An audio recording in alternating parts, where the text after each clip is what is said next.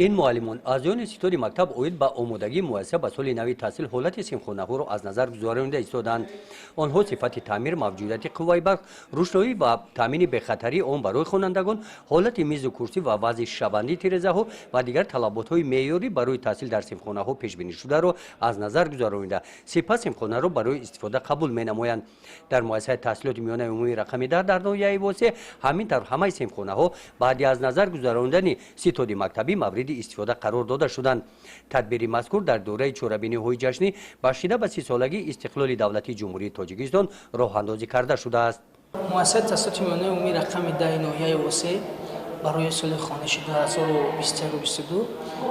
پورا آماده است با دستگیری صاحبکاران، ختم کنندگان همین مؤسسه، پدر و مادران و حاکمیت دولتی ناحیه واسه مؤسسه رو پورا از تعمیر اساسی برآوردیم که از سال 1973 سال تأسیسیابی مؤسسه می باشد.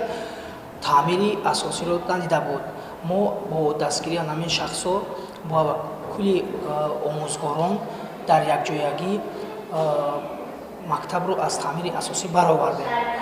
و خیلی که شما می‌بینید در اینجا سیمخانه‌ها با پورگی آماده هستند و امروز که اساسگذاری صلح و وحدت ملی پیشوای معظم ملت همه برآمدهایش و درباره جوانان بسیار سخن‌های نیک میگویند و جوانان آینده ملت میگویند.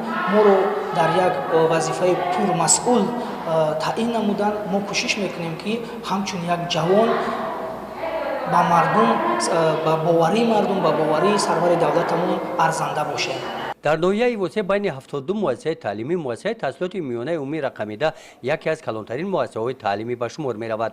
این سال با دستگیری اساسیاسیون والدین و آموزگاران 2 سیمخانه الهوگی ساخته شده شماره سیمخانه‌ها به 34 عدد رسانیده شدند. این سیمخانه با دستگیری یک نفر ختم کننده همین مکتب پورا از تعمیر جاری برآورده شده است.